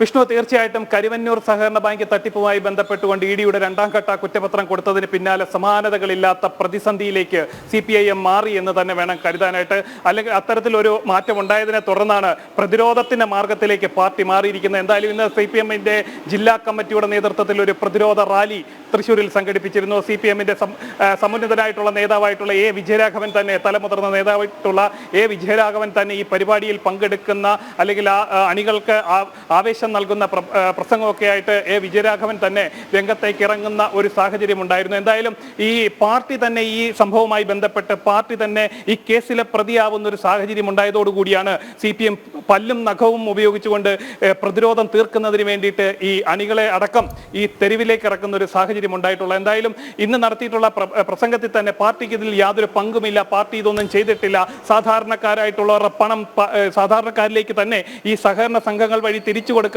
വേണ്ടിയിട്ടുള്ള ഇടപെടൽ മാത്രമാണ് പാർട്ടി നടത്തിയതെന്നാണ് വിജയരാഘവൻ അണികളോട് പറഞ്ഞിട്ടുള്ളത്. എന്തായാലും അങ്ങനെയൊന്നുമല്ല കാര്യങ്ങളെന്നാണ് EDയുടെ കണ്ടെത്തലിലുള്ളത്. അതായത് കഴിഞ്ഞ 10 വർഷക്കാലം എം വർഗീസും അതേപോലെ തന്നെ AC മൊയ്തീനും K രാധാകൃഷ്ണനും അടക്കം CPIMന്റെ ജില്ലാ സെക്രട്ടറിമാരായിരുന്ന കാലഘട്ടത്തിൽ വലിയ ഒരു കൊള്ളയാണ് സഹകരണ ബാങ്കിന് കീഴിൽ കരുവന്നൂരിൽ കേട്ടുകഴിവില്ലാത്ത കൊള്ളയാണ് നടന്നിട്ടുള്ളതെന്നാണ് ED കണ്ടെത്തിയിട്ടുള്ളത്. അതായത് ഈ വ്യാജ അക്കൗണ്ടുകൾ വഴി അല്ലെ വ്യാജ ലോണുകൾ തരപ്പെടുത്തി കൊടുത്തതിന് പാരിതോഷികമായിട്ട് പാർട്ടി അക്കൗണ്ടുകളിലേക്ക് കോടാനുകോടി എത്തി എന്നുള്ള ഒരു കണ്ടെത്തലും ED നടത്തിയിട്ടുണ്ട്. ഈ സാഹചര്യത്തിൽ ഉന്നത നേതാക്കളിലേക്ക് ED എത്തപ്പെട്ട സാഹചര്യത്തിലാണ് പ്രതിരോധം എന്നുള്ളൊരു നിലയിലേക്ക് CPIM എത്തിയിട്ടുള്ളത്. എന്തായാലും വരും ദിവസങ്ങളിൽ ഇതുമായി ബന്ധപ്പെട്ടുകൊണ്ടുള്ള കൂടുതൽ നടപടികൾ EDയുടെയും ഭാഗത്തു നിന്നുണ്ടാകുമെന്നുള്ള കാര്യം ഉറപ്പാണ്. അതിന് മുന്നോടിയായിട്ട് തന്നെ പല്ലും നഖവും ഉപയോഗിച്ച് ഏത് വിധേനയും ഇതിനെ ചെറുക്കുക എന്നുള്ള നടപടികളിലേക്ക് പാർട്ടി നീങ്ങുന്നു എന്നുള്ളതിന്റെ ഉദാഹരണമാണ് തൃശ്ശൂരിൽ നിന്ന് നമ്മൾക്ക് അല്പസമയം മുന്നേ കാണാൻ സാധിച്ചത്. എന്തായാലും ഈ കരുവന്നൂർ സംഭവവുമായി ബന്ധപ്പെട്ടുകൊണ്ട് BJPയുടെ ഒരു രാഷ്ട്രീയ വിശദീകരണ യോഗം ഇന്ന് ഉച്ചയ്ക്ക് ശേഷം വൈകുന്നേരം തൃശ്ശൂരിൽ നടക്കും. BJPയുടെ സംസ്ഥാന ഉപാധ്യക്ഷയായിട്ടുള്ള ശോഭാ സുരേന്ദ്രനാണ് ഈ പരിപാടിയിൽ പങ്കെടുക്കുന്നത്. എന്തായാലും ഇതുമായി ബന്ധപ്പെട്ടുകൊണ്ട് BJP പറയുന്ന ഒരു പ്രധാനപ്പെട്ട കാര്യം എന്താണോ ഈ തട്ടിപ്പിനിരയായവർക്ക് തങ്ങൾ നടത്തിയിട്ടുള്ള ഒരു വാക്ക് നൽകിയിരുന്നു, ആ വാക്ക് തങ്ങൾ പാലിച്ചു. അത്തരം കാര്യങ്ങൾ വിശദീകരിക്കുന്നതിന് വേണ്ടിയിട്ടാണ് ഇന്ന് വൈകുന്നേരം ഇത്തരത്തിലുള്ള ഒരു രാഷ്ട്രീയ വിശദീകരണ യോഗം നടക്കുന്നതെന്നാണ് BJP വ്യക്തമാക്കിയിട്ടുള്ളത്. എന്തായാലും ഈ കേസിന്റെ മെറിറ്റിലേക്ക് വന്നു കഴിഞ്ഞാൽ ഈ രാജ്യത്തെ ചരിത്രത്തിൽ തന്നെ നോക്കിക്കഴിഞ്ഞാൽ ഒരു പാർട്ടി കുംഭകോണത്തിന്റെ പേരിൽ അല്ല കൊള്ള നടത്തിയതിന്റെ പേരിൽ ബാങ്കിലെ പണം കൊള്ളയടിച്ചതിന്റെ പേരിൽ ആദ്യമായിട്ടാണ് ഒരു രാഷ്ട്രീയ പാർട്ടി EDയുടെ റഡാറിലേക്ക് വരുന്ന അല്ലെങ്കിൽ EDയുടെ പ്രതിപട്ടികയിലേക്ക് വരുന്ന ഒരു സാഹചര്യം ഉണ്ടാവുന്നത്. ഇതിനു മുൻപേ ഡൽഹിയിലെ മദ്യനയ അഴിമതി കേസിൽ ആം ആദ്മി പാർട്ടിയും സമാന നിലയിൽ തന്നെ EDയുടെ പ്രതിപട്ടികയിൽ വന്നെങ്കിലും ഇത്തരത്തിലുള്ള ഒരു രാഷ്ട്രീയ പ്രതിരോധത്തിലേക്ക് ആം ആദ്മി പാർട്ടി പോകുന്ന ഒരു സാഹചര്യം ഉണ്ടായിരുന്നില്ല. എന്തായാലും പാർട്ടി പ്രതിരോധത്തിലായി പാർട്ടി പ്രതിപട്ടികയിൽ എത്തിയതോടുകൂടി ഏത് വിധേനെ ചെറുക്കുക എന്നുള്ള നിലയിലേക്ക് CPM സംവിധാനങ്ങൾ മാറിയിരിക്കുന്നു. വരാനിരിക്കുന്ന ത്രിതല പഞ്ചായത്ത് തെരഞ്ഞെടുപ്പ്, ഉപതെരഞ്ഞെടുപ്പുകൾ അടക്കം പടിവാദിക്കൽ മുഖം രക്ഷിക്കാനുള്ള നീക്കങ്ങൾ തന്നെയാണ് CPMന്റെ ഭാഗത്തുനിന്ന് ഉണ്ടാകുന്നത്. സാനുവാണ് വിവരങ്ങൾ നൽകിയത്. സർക്കാർ അവഗണനയിൽ പ്രതിഷേധിച്ച വിലങ്ങാട് ദുരിതബാധിതർ വില്ലേജ് ഓഫീസ് ഉപരോധിക്കുന്നു. ദുരിതബാധിതരായ മുഴുവൻ കുടുംബങ്ങളെയും മാറ്റിപ്പാർപ്പിക്കുക, പുനരധിവാസം ഉടൻ നടപ്പിലാക്കുക, സർക്കാരിന്റെ വഞ്ചന അവസാനിപ്പിക്കുക, ഉരുൾപൊട്ടലിൽ തകർന്ന റോഡുകളും പാലങ്ങളും ഉടൻ പുനർനിർമ്മിക്കുക, കളക്ടർ പ്രദേശം സന്ദർശിക്കുക തുടങ്ങിയ നിരവധി ആവശ്യങ്ങൾ ഉന്നയിച്ചുകൊണ്ടാണ് സമരം. തിങ്കളാഴ്ച BJP പിന്തുണയോടെ ദുരിതബാധിതർ വില്ലേജ് ഓഫീസ് ഉപരോധിച്ചിരുന്നു. 130ഓളം കുടുംബങ്ങളാണ് ദുരിതം അനുഭവിക്കുന്നത്. എന്നാൽ ഇവരിൽ 30 കുടുംബങ്ങളെ മാത്രമാണ് ദുരിതബാധിതരുടെ പട്ടികയിൽ സർക്കാർ ഉൾപ്പെടുത്തിയിട്ടുള്ളത്.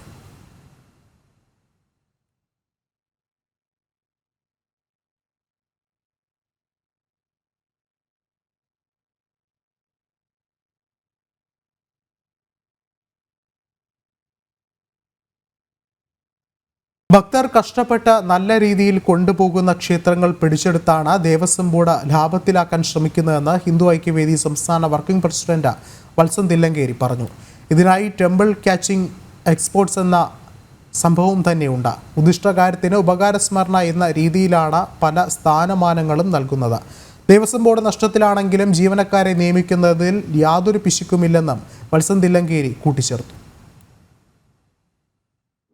ഇങ്ങനെയുള്ളത് പിടിച്ചെടുത്ത് ദേവസ്വം ബോർഡിൻ്റെതാക്കി മാറ്റാനുള്ള വ്യവസ്ഥകളൊക്കെ ചേർത്തുകൊണ്ടാണ് അതാണ് പരിഹാരമാർഗം. വരുമാനം ഉണ്ടാക്കാനുള്ള പരിഹാരമാർഗം സർക്കാരിൽ നിന്ന് കിട്ടേണ്ടുന്ന ന്യായമായ തുക, കോടതി വിധിച്ച തുക വാങ്ങിച്ചെടുക്കാനുള്ള ദേവസ്വം ബോർഡ് മാർഗം സ്വീകരിക്കുന്നത്. നേരെ മറിച്ച് ഭക്തജനങ്ങൾ ഉണ്ടാക്കി വെച്ച അമ്പലങ്ങൾ പിടിച്ചെടുത്ത് വരുമാനമുള്ളത് നോക്കി അത് പിടിച്ചെടുത്ത് അവിടത്തെ വരുമാനവും കൂടി ഇങ്ങോട്ട് അതിന്റെ നിർവഹണവും കൂടി അവതാളത്തിലാക്കാൻ വേണ്ടിയിട്ടുള്ള പരിശ്രമമാണ് നടത്തിക്കൊണ്ടിരിക്കുന്നത്. 1000-ലധികം മലബാർ ദേവസ്വത്തിൽ തന്നെ കഴിഞ്ഞ കുറച്ച് വർഷത്തിലുള്ള നിയമിച്ചു എന്ന് പറഞ്ഞാൽ പാർട്ടിക്കാർക്ക് വേണ്ടിയാണ്, പിൻവാതിൽ നിയമനമാണ്. 4 ലക്ഷത്തോളം പേരെ കേരളത്തിൽ പല വകുപ്പുകളിലായിട്ട് നിയമിച്ചിട്ടുണ്ട്. അതിനൊക്കെ സ്ഥിരപ്പെടുത്തിക്കൊണ്ടിരിക്കുകയാണ്.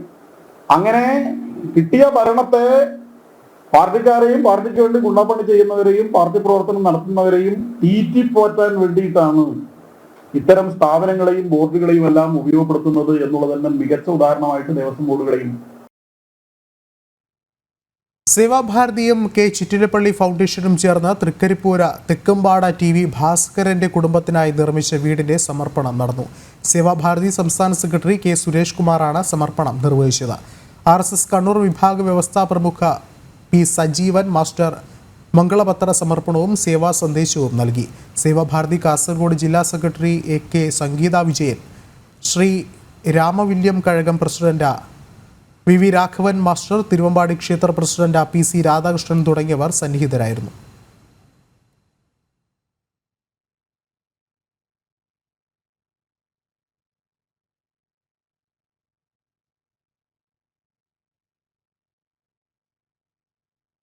തിരുവനന്തപുരം നാഗർകോവിൽ റൂട്ടിലെ 3ാം പാതയ്ക്കായി ഈ സാമ്പത്തിക വർഷം തന്നെ സർവേ നടത്താൻ ദക്ഷിണ റെയിൽവേ പാസഞ്ചർ ട്രെയിനുകൾ സർവീസ് നടത്തുന്നതിനും വരും വർഷങ്ങളിൽ വിഴിഞ്ഞം തുറമുഖത്ത് നിന്നുള്ള കണ്ടെയ്നർ നീക്കം സുഗമമാക്കുന്നതിനും വേണ്ടിയാണ് 3ാം പാത എന്ന ലക്ഷ്യത്തിലേക്ക് കടക്കുന്നത്. ഈ റൂട്ടിലെ പ്രാഥമിക പ്രവർത്തനങ്ങൾക്കായി തുകയും റെയിൽവേ അനുവദിച്ചിട്ടുണ്ട്. പദ്ധതിയുടെ അന്തിമ ലൊക്കേഷൻ സർവേ 2025-26 സാമ്പത്തിക വർഷത്തെ റെയിൽവേ ബജറ്റിൽ ഉൾപ്പെടുത്തിയിട്ടുണ്ട്. തിരുവനന്തപുരം നാഗർകോവിൽ റൂട്ടിലെ 3ാം പാതയ്ക്കായി വലിയ പരിഗണനയാണ് റെയിൽവേ നൽകുന്നത്. ഇതിന്റെ ഭാഗമായി ഈ സാമ്പത്തിക വർഷം റെയിൽവേ സർവേ നടത്തും. കൂടുതൽ പാസഞ്ചർ ട്രെയിനുകൾ സർവീസ് നടത്തുന്നതിനും വരും വർഷങ്ങളിൽ വിഴിഞ്ഞം തുറമുഖത്തു നിന്നുള്ള കണ്ടെയ്നർ നീക്കം സുഗമമാക്കുന്നതിനുമാണ് നടപടി. പദ്ധതിയുടെ അന്തിമ ലൊക്കേഷൻ സർവേ 2025-26 സാമ്പത്തിക വർഷത്തെ റെയിൽവേ ബഡ്ജറ്റിൽ ഉൾപ്പെടുത്തിയിട്ടുണ്ട്. ഈ റൂട്ടിലെ പ്രാഥമിക പ്രവർത്തനങ്ങൾക്കായി തുകയും റെയിൽവേ അനുവദിച്ചു. നിലവിലെ 71 കിലോമീറ്റർ വരുന്ന പാതയിൽ ഒറ്റ ലൈൻ മാത്രമേ ഉള്ളൂ. ഇവിടെ ഇരട്ടിപ്പിക്കൽ ജോലികൾ പുരോഗമിക്കുകയാണ്. പാത ഇരട്ടിപ്പിക്കലിനായി ഈ വർഷത്തെ ബഡ്ജറ്റിൽ 1000 കോടി രൂപ റെയിൽവേ അനുവദിച്ചിട്ടുമുണ്ട്. ഇരട്ടിപ്പിക്കൽ പൂർത്തിയായ ഉടൻ തന്നെ 3ാം പാതയുടെ പണി ആരംഭിക്കാനോ അല്ലെങ്കിൽ സമാന്തരമായി 3ാം പാതയുടെ ജോലിയും ആരംഭിക്കാനും പദ്ധതികൾ ആസൂത്രണം ചെയ്യാൻ റെയിൽവേ ആഗ്രഹിക്കുന്നുണ്ട്. തിരുവനന്തപുരം നാഗർകോവിൽ ജനപ്രിയ റൂട്ടുകളിൽ ഒന്നായതിനാലാണ് റെയിൽവേയുടെ പ്രത്യേക പരിഗണന. ജനം, തിരുവനന്തപുരം. 2 നൂറ്റാണ്ടിന്റെ പാരമ്പര്യമുള്ള കലാലയ മുത്തശ്ശിയെ നയിക്കാൻ ആദ്യമായി വനിതാ പ്രിൻസിപ്പൽ എത്തുന്നു. കോട്ടയം CMS കോളേജിന്റെ പ്രിൻസിപ്പാളായി മാവേലിക്കര സ്വദേശിനി അഞ്ജു ശോശൻ ജോർജ് ചുമതലയേൽക്കും. ഗവേഷണ ഹബ്ബും മൂല്യാധിഷ്ഠിത വിദ്യാഭ്യാസവുമെല്ലാമാണ് അഞ്ജുവിന്റെ സ്വപ്നം.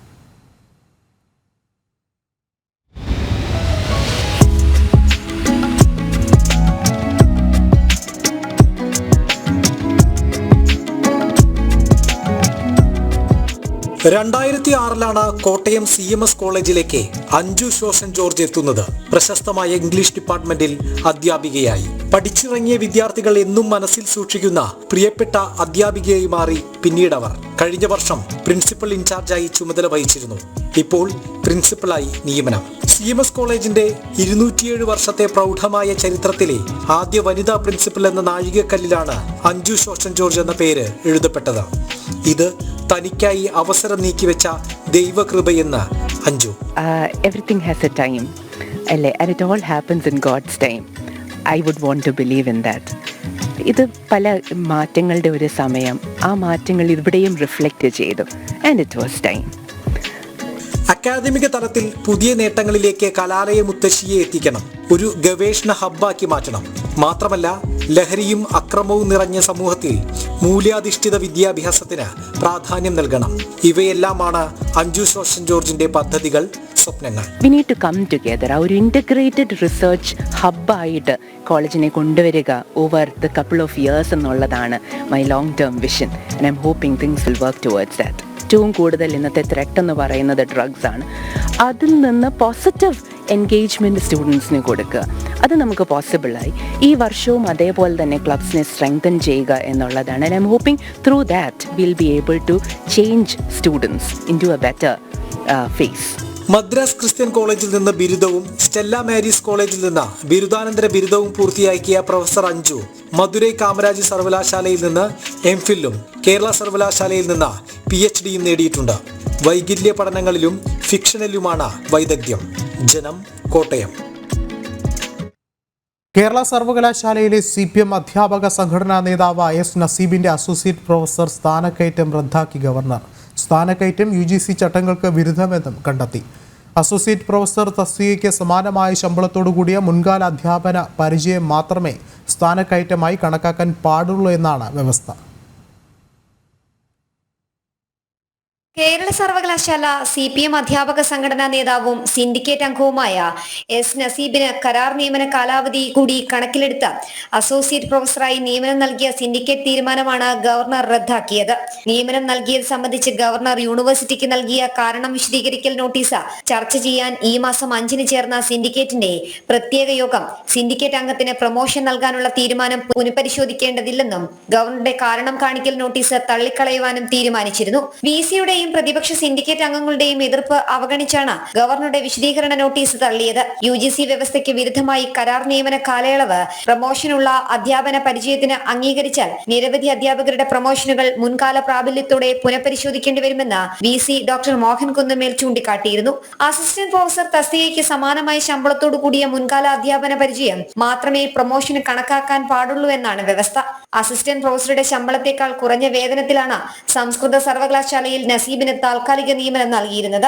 ഇതിനിടെ സിൻഡിക്കേറ്റ് തീരുമാനം നടപ്പാക്കാത്ത VC-യുടെ നിലപാട് ചോദ്യം ചെയ്ത് ഡോക്ടർ നസീബ് ഹൈക്കോടതിയെ സമീപിച്ചുവെങ്കിലും ഗവർണർ തീരുമാനമെടുക്കാൻ കോടതി നിർദ്ദേശിക്കുകയായിരുന്നു. നിയമസഭയുടെ അവസാന സമ്മേളനം പാസാക്കിയ സർവകലാശാല നിയമ ഭേദഗതി ബില്ലിൽ PVC-യുടെ യോഗ്യത പ്രൊഫസർ പദവിയിൽ നിന്നും അസോസിയേറ്റ് പ്രൊഫസറുടേതായി താഴ്ത്താൻ തീരുമാനിച്ചത് ഈ സംഘടനാ നേതാവിന് PVC-ആയി നിയമനം നൽകുന്നതിന് വേണ്ടിയാണെന്നും അതുകൊണ്ടാണ് UGC വ്യവസ്ഥ മറികടന്ന് പ്രൊമോഷൻ നൽകാൻ സിൻഡിക്കേറ്റിലെ CPM അംഗങ്ങൾ നിലപാടെടുത്തതെന്നും സേവ് യൂണിവേഴ്സിറ്റി ക്യാമ്പയിൻ കമ്മിറ്റി ആരോപിച്ചു. ജനം, തിരുവനന്തപുരം. കാട്ടാന ശല്യത്തിൽ പൊറുതിമുട്ടി പാലക്കാട് കഞ്ചിക്കോട്ടെ ജനങ്ങൾ. ദിവസവും വൈകിട്ടോടെ കഞ്ചിക്കോട്ടെ വിവിധ ജനവാസ മേഖലകളിലെത്തുന്ന കാട്ടാനകൾ വ്യാപകമായി കൃഷി നശിപ്പിക്കുകയാണ്. കൂടാതെ കഴിഞ്ഞ ദിവസം ഒരു പശുവിനെയും കാട്ടാന ആക്രമിച്ചു. തുടർച്ചയായി ജനവാസ മേഖലയിൽ കാട്ടാന ഇറങ്ങുന്നതിൽ വലിയ ആശങ്കയിൽ കഴിയുകയാണ് പാലക്കാട് കഞ്ചിക്കോട്ടെ ജനങ്ങൾ. കഴിഞ്ഞ ദിവസം കാടിറങ്ങിയ ആന ഒരു പശുവിനെയാണ് കുത്തിപ്പരിക്കേൽപ്പിച്ചത്. കഞ്ചിക്കോട് കൊട്ടാമുട്ടി കടുകംവള്ളം സ്വദേശി ആംബ്രോസിന്റെ പശുവിനാണ് കുത്തേറ്റത്. 80,000 രൂപ മുടക്കി 2 ആഴ്ച മുമ്പാണ് ക്ഷീര കർഷകനായ ആംബ്രോസ് പശുവിനെ വാങ്ങിച്ചത്. രാവിലെ പാല് കറന്നതിന് ശേഷം തൊഴുത്തിനു പുറത്ത് പശുവിനെ അഴിച്ച് കെട്ടിയിരുന്നു. പശു കരയുന്ന ശബ്ദം കേട്ട് ആംബ്രോസ് ഓടിയെത്തിയപ്പോഴാണ് കാട്ടാന പശുവിനെ ആക്രമിക്കുന്നത് കാണുന്നത്. ഒച്ചവെച്ചും പാട്ടകൊട്ടിയുമാണ് കാട്ടാനയെ അകറ്റിയത്. കാട്ടാന ശല്യം രൂക്ഷമായിട്ടും വനംവകുപ്പ് ഒന്നും ചെയ്യുന്നില്ലെന്നാണ് കർഷകരുടെ പരാതി. പശുവിനെ അഴിച്ചുവിട്ട സമയത്തായിരുന്നു ആന വന്ന് കുത്തിപ്പരിപ്പേൽച്ചത്. പക്ഷേ നമ്മൾ ക്ഷീരകർഷകരുമായിട്ട് സൊസൈറ്റിയായിട്ട് ലോണും കാര്യങ്ങളൊക്കെ എടുത്തിട്ടാണ് ഈ പശുക്കളെ വാങ്ങലും അത് പരിപാലിക്കുന്നതൊക്കെ ചെയ്യുന്നത്. പക്ഷേ ഇതുപോലെ ആനശല്യവും കാര്യങ്ങളും വന്ന് അതെന്തെങ്കിലും പോയി നശിപ്പിക്കുകയോ അല്ലെങ്കിൽ ആനയ്ക്കോ മനുഷ്യനോ പശുക്കൾക്കോ മനുഷ്യനോ ജീവൻ എന്തെങ്കിലും സംഭവിച്ചു പോയാൽ അതിൻ്റെ ഭാഗത്തുനിന്ന് സർക്കാർ മുൻകൈയെടുത്ത് നല്ല രീതിക്ക് നടത്തണം എന്നുള്ളതാണ്. എല്ലാ ഭാഗങ്ങളും എന്ത് പറഞ്ഞിട്ട് നമ്മൾ പറഞ്ഞുകൊണ്ടിരിക്കുന്നത് ആരും വരില്ല ഒന്നുമില്ല സംഭവം. നമ്മൾ പേടിച്ചിരിക്കുന്ന സംഭവം എന്ത് ചെയ്യാം. പിന്നെ ആകെ ഇവിടുത്തെ ഒരു ആലം പോയിട്ട് ആരും വന്നിട്ടുമില്ല. പേപ്പർ ഇട്ടു, പക്ഷെ ആരും വന്നിട്ടുമില്ല. ആകെ ഇപ്പോൾ വരാൻ 2 ദിവസമായി വരാൻ തുടങ്ങി. ഇന്നും വരും, ഉറപ്പായി വരും. അടുത്തടുത്ത് തന്നെ വരുന്നുണ്ട്. എങ്ങനെ വരുന്നതെന്ന് പോലും കണ്ടിട്ടില്ല. ചെറുപ്പം തൊട്ട് നമ്മൾ ഇവിടെ ഉള്ളതാണ്, പക്ഷെ അങ്ങനെയൊന്നും കണ്ടിട്ടില്ല. ഇപ്പോൾ ഈ ഇടയായിട്ടാണ് ഈ വന്യജീവികളും പാമ്പ് വരുന്നതൊക്കെ ഇതായിട്ട്. അതേപോലെ ആട്ടോക്കാരെന്നെ ഇപ്പോൾ 6 മണി കഴിഞ്ഞാൽ ഇങ്ങോട്ട് വരുന്നില്ല. റോഡ് മേൽ പോയി കഴിഞ്ഞാൽ നമ്മൾ എന്തെങ്കിലും ഒരു ആവശ്യം കഴിഞ്ഞ് ടൗണിൽ പോയാലും പണി വിട്ട് വന്നാലും 6 മണി കഴിഞ്ഞാൽ ഈ ഡ്രൈവേ പാളത്തിൻ്റെ മെയിൻ പാലം വരുന്നതിന് മുമ്പ് വരെയുള്ളവരിപ്പം മേമ്പാലം ഉണ്ടാക്കി തന്നിട്ടും താടിക്ക് കൂടി വരാൻ മടിക്കുകയാണ്. 6 മണി കഴിഞ്ഞാൽ ഞങ്ങൾക്ക് ആനയുള്ളതുകൊണ്ട് വരാൻ പറ്റില്ല. പ്രദേശത്ത് വ്യാപകമായി നെല്ലും തെങ്ങും വാഴയും ഉൾപ്പെടെ കൃഷിയും കാട്ടാനകൾ നശിപ്പിക്കുന്നുണ്ട്. ഇനി തങ്ങളെ ആരെങ്കിലും ആന ആക്രമിച്ചാലേ സർക്കാർ ഇടപെടുകയുള്ളൂ എന്നും കർഷകർ ചോദിക്കുന്നു. ജനം, പാലക്കാട്. സംസ്ഥാനത്ത് കോവിഡ് വ്യാപനത്തിൽ ആശങ്ക വേണ്ടെന്ന് ആരോഗ്യമന്ത്രി വീണ ജോർജ്. പൊതുസ്ഥിതി അവലോകനം ചെയ്യുന്നുണ്ട്. രോഗികളുടെ എണ്ണം വർദ്ധിക്കുന്ന സാഹചര്യത്തിൽ കോവിഡ് പരിശോധന ശക്തമാക്കിയെന്നും മന്ത്രി അറിയിച്ചു. മറ്റു രോഗങ്ങളുള്ളവർ, പ്രായമായവർ എന്നിവർ മാസ്ക് ധരിക്കണം. പരമാവധി ആശുപത്രി സന്ദർശനം ഒഴിവാക്കണമെന്നും മന്ത്രി വീണ ജോർജ് തിരുവനന്തപുരത്ത് പറഞ്ഞു. പൊതുസ്ഥിതി എന്താണെന്നുള്ളത് അതിൽ സൂക്ഷ്മ നിരീക്ഷണം നടത്താനും തീരുമാനിച്ചിട്ടുണ്ട്. ആശങ്കപ്പെടേണ്ട സാഹചര്യങ്ങളൊന്നും തന്നെയില്ല. ഇപ്പോൾ ഇതിൽ ഒരു അലാമിംഗ് ആയിട്ടുള്ളൊരു സാഹചര്യം സംസ്ഥാനത്തില്ല. നമ്മളത് എന്താണ്, എങ്ങനെ അത് പ്രോഗ്രസ് ചെയ്യുന്നു എന്നുള്ളത് നോക്കും. പ്രായമുള്ളവർ, രോഗങ്ങളുള്ളവർ ദയവായിട്ട് മാസ്ക് ധരിക്കണം എന്നുള്ളതാണ്. കാരണം കോമോബിഡിറ്റീസ് ഉള്ളവർ തീർച്ചയായിട്ടും പൊതു ഇടങ്ങളിലേക്ക് പോകുമ്പോൾ അത് പബ്ലിക് ട്രാൻസ്പോർട്ട് ആകട്ടെ അല്ല പൊതു പരിപാടികളാകട്ടെ, രോഗങ്ങളുള്ളവർ, മറ്റു രോഗങ്ങളുള്ളവർ മാസ്ക് ധരിക്കണം എന്നുള്ളത് ദയവായിട്ടത് ഓർക്കണമെന്നുള്ളതാണ്. അതുകൂടാതെ ആശുപത്രികളിലേക്കുള്ള അനാവശ്യ സന്ദർശനം ഒഴിവാക്കാം. കോട്ടയം മുണ്ടക്കയം പുഞ്ചവയലിൽ ബസ് നിയന്ത്രണം വിട്ട് പിന്നിലേക്ക് ഉരുണ്ട കെട്ടിടത്തിലേക്ക് ഇടിച്ചു കയറി അപകടം. അപകട സമയത്ത് കെട്ടിടത്തിൽ ആളുകൾ ഇല്ലാതിരുന്നതിനാൽ വൻ ദുരന്തം ഒഴിവായി. കെട്ടിടത്തിൽ പ്രവർത്തിക്കുന്ന വ്യാപാര സ്ഥാപനങ്ങൾക്കും വീടിനും സാരമായ കേടുപാടുകൾ സംഭവിച്ചു. കോഴിക്കോട് പേരാമ്പ്രയിൽ വീണ്ടും വിവാഹ വീട്ടിൽ മോഷണം. കടിയങ്ങാട് മുതുവണ്ണാച്ച പിണങ്ങൂട് ഹൗസിൽ ഫൈസലിന്റെ വീട്ടിലാണ് മോഷണം നടന്നത്. വിവാഹ സൽക്കാരത്തിൽ പങ്കെടുത്തവർ സമ്മാനിച്ച പണമാണ് നഷ്ടപ്പെട്ടത്. ഫൈസലിന്റെ മകൾ ഷിജയുടെ വിവാഹമായിരുന്നു ഇന്നലെ നടന്നത്. പേരാമ്പ്ര പോലീസ് സംഭവസ്ഥലത്തെത്തി പരിശോധന നടത്തി.